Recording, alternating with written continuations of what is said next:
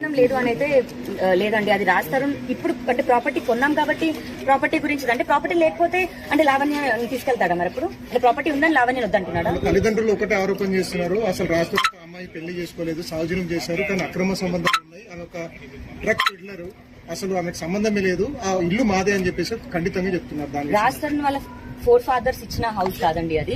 రాజ్ తరుణ్ హైదరాబాద్ కి వచ్చిన తర్వాత జీరోతో తన కెరియర్ స్టార్ట్ చేశాడు. అతను కూడా స్టార్టింగ్ డేస్ లో మీ అందరికి చెప్పడం జరిగింది. ఆ అమ్మాయి ఇనిషియల్ డేస్ లో మేము కలిసి ఉన్నామని, మేమిద్దరం లవ్ చేసుకున్నాము, పెళ్లి చేసుకున్నాము. నాకు ప్రపోజ్ చేసింది అతనే, పెళ్లి చేసుకుంటామని అడిగింది అతనే. దాని తర్వాత మేము ఫామ్ చేసుకున్న మా జర్నీలో వచ్చిన ఇల్లు అది. అది నాది కాదు, రాస్తారుంది కాదు అంటే ఒప్పుకుంటానేమో కానీ ఓన్లీ రాస్తారుంది అంటే నేను ఒప్పుకోను. ఎందుకంటే బయటికి మగాడు వెళ్ళి పనిచేస్తే ఆడది ఇంట్లో ఉండి పనిచేసింది. మీ అందరూ మగాళ్ళు ఉన్నారు, ఇక్కడ 2-3 ఆడోళ్ళు ఉన్నారు. మరి మీ అందరు మగాళ్ళదే ఇల్లులు అయిపోతాయా? మీ అందరు పిల్లల ఇల్లులు కావా? మీ అందరిపై మగాళ్ళ మీద పేరు మీద ఇల్లు ఉంటే అడిగే క్వశ్చన్ అడిగేటప్పుడు అవును. ఇప్పుడు పెళ్లి అన్న సర్టిఫికేట్ అన్నది ఇప్పుడు లీగల్ గా ఇప్పుడు వచ్చిందేమో. ఒకప్పుడు మన పేరెంట్స్ కి సర్టిఫికేట్లు ఎక్కడ ఉన్నాయి, రిజిస్ట్రేషన్లు ఎక్కడ ఉన్నాయి? దట్స్ వాట్ ఇప్పుడు నాది రాస్తారుంది 1 year 2 year thing. Last 2 years అయితే వేరు 2009 అండి. మీరు బ్యాక్ చాలా సంవత్సరాలు వెళ్ళాలి. అప్పటి నుంచి మేము ప్రేమించుకున్నాం. ఇప్పుడు నా వయసు 33, 16 సంవత్సరాలు అవుతుంది. అర్థమవుతుందా? మీరు అక్కడి వరకు వెళ్ళండి. నేను అంటే ఆ మనిషిని అంతా నమ్మాను. లేకపోతే ఒక సంతకం పెట్టించుకోవడానికి నాకు ఎంతసేపు? అతను చెక్ బుక్స్ నా దగ్గర ఉంటాయి, సైన్ చేసేసిన చెక్ బుక్స్. ఒక సంతకం పెట్టమంటే పెట్టేవాడు కాదా ఏంటి? అసలు విడిపోతాము అన్న థాట్ ఉండేది కాదు నాకు. ఇలాంటి గొడవలు అవుతాయని థాట్ ఉండేది కాదు. మరి ఆడపిల్లలు రావడం వల్ల, మస్తాన్ సాయి రావడం వల్ల రాజ్ తరుణ్ ఇలా అయ్యాడా, లేదా ఆ ఇల్లు ప్రాపర్టీ మీద మస్తాన్ సాయి ఇప్పుడు చేస్తున్నాడా నాకు తెలియదు. ఆ ఇల్లు ప్రాపర్టీ పైన రాజ్ తరుణ్ పేరెంట్స్ కి ఆశ ఉందో కూడా నాకు తెలియదు. కానీ రాజ్ తరుణ్ పేరెంట్స్ ఆస్తి కాదు, అలాని మా పేరెంట్స్ ఆస్తి కాదు. బతుకు తెరువు కోసం నాకు ఏ రోజున సాయం కావాలంటే మా పేరెంట్స్ ఇవ్వడమేమో, మా బతుకు తెరువు కోసం రాజ్ తరుణ్ సంపాదించే డబ్బేమో అంతే. దాడి జరిగింది కాబట్టి ఖచ్చితంగా అతను ఇల్లు కొన్నాడు, 1,20,00,000 పెట్టి 1,50,00,000 పెట్టి కొన్నాడండి. ఈ రోజు 10 కోట్ల అయింది కాబట్టి ప్రాపర్టీ అంటున్నారు. లావణ్య చెడ్డదైపోయింది, లావణ్య డ్రగ్స్ అమ్ముతుంది, లావణ్య డ్రగ్స్ కన్స్యూమ్ చేస్తుంది, లావణ్య ప్రాస్టిట్యూట్ కూడా అయిపోయింది. ఒక ఆడదయ్యి ఉండి విలేకర్, ప్రముఖ యూట్యూబ్ ఛానల్ విలేకర్ ప్రాస్టిట్యూషన్ అన్న వర్డ్ మెన్షన్ చేసింది. ఈ రిపోర్ట్ లో ఆమె గురించి కూడా మెన్షన్ చేశాను. ఆవిడ 40,000 డబ్బులు తీసుకుందండి. ఆవిడ నా దగ్గర ఓన్లీ థంబ్నెయిల్ పెట్టారు వాళ్ళ యూట్యూబ్ ఛానల్లో. లావణ్య రాజ్ తరుణ్, లావణ్య మొగుడెవరు, రాజ్ తరుణ్ మస్తాన్ సాయి అని థంబ్నెయిల్ పెట్టింది. ఏంటి పెట్రిషా నువ్వు ఎలా పెడతావు అలా అని అడిగితే, మా బ్యాక్ అండ్ టీమ్ ఇలా వర్కౌట్ అవుతుంది, డబ్బులు కావాలని అనింది. నాకే తినడానికి లేని టైంలో నేను 40,000 ఇవ్వడం జరిగిందండి పెట్రిషాకి. ఇంకా అంటే 2 లక్షలు అడిగింది. ఇంకా ఇవ్వని పక్షంలో మస్తాన్ సాయి వైపుకి వెళ్ళింది. మస్తాన్ సాయి వాళ్ళ అక్యూజ్ వైపుకి వెళ్ళి ఇదంతా చేస్తుంది. పర్సనల్ గ్రాడ్జ్ పైన వీళ్ళంతా సిండికేట్ బ్యాచ్. శేఖర్ భాష, ప్రీతి, ఉదయ్, మేఘన అండ్ పెట్రిషా వీళ్ళంతా గ్రూప్. మస్తాన్ సాయి పైన మీరు ఫైట్ చేశారు, జైలు పంపించానని చెప్తున్నారు. ఇప్పుడు నెక్స్ట్ ఫైట్ మీరు ఖచ్చితంగా ఇప్పుడు ఇందులో రాజ్ ఇన్వాల్వ్మెంట్ అంటే వీళ్ళందరూ కలిసి చేసిన బ్యాచ్ లో మస్తాన్ సాయి కూడా ఉన్నాడండి.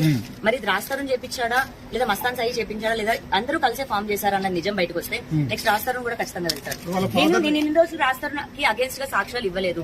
నేను ప్రేమించిన మనిషి కాబట్టి ఇవ్వలేదు. కంప్లైంట్ పెట్టినప్పటికీ నేను మనిషి కావాలి అనుకొని పెట్టాను, మనిషి జైలుకి వెళ్లాలని కాదు. కానీ అతను సైలెంట్ గా ఉండి ఇంత క్రూయల్ గా బిహేవ్ చేస్తున్నాడంటే ఫిజికల్ అటాక్ అన్నది తప్పు. నువ్వు అట్లీస్ట్ మాటలతో దాడి చేసినా మాట అనేది మర్చిపోతామేమో. ఆ సెకండ్ ప్రాణం పోతే ప్రాణం తీసుకురాలేరు ఎవరు. రాష్ట్రాన్ని కూడా ప్రిజన్ కి పంపిస్తాను.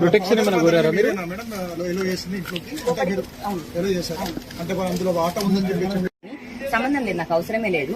ఫస్ట్ నుంచి చిన్నప్పటి నుంచి ఎవరు రికార్డ్ చేసుకోరు కదా.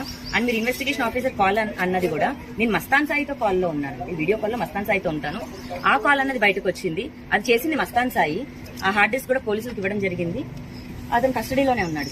సో దాడి జరిగింది కాబట్టి మీకు ప్రాణభయం ఉందని చెప్తున్నారా? పోలీసులకు ఏమని చెప్పారు మీరు? ఈ మొత్తం దాడి ఇప్పుడు నిన్న జరిగిన దాడి మామూలు దాడి కాదండి. మంచిగా అసలు క్షమించలేను రాజ్ని.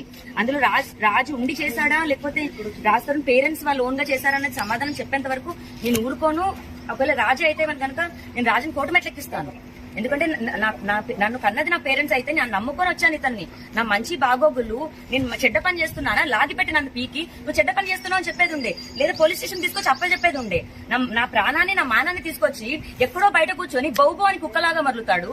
వాడేం మగాడు, వాడేం హీరో. ఏ రకంగా హీరో అవుతావు నువ్వు? బాధ్యత లానే నమ్మనుడి నువ్వేం హీరో అవుతావు? ఓకే.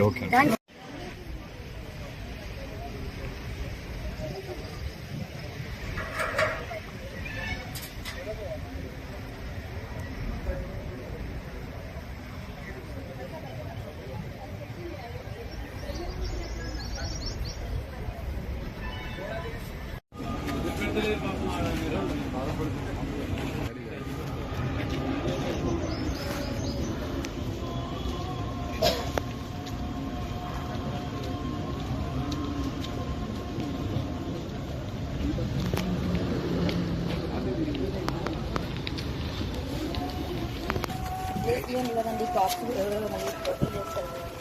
నన్ను తిడతారు, మీరు మీడియా తీసుకొచ్చామని.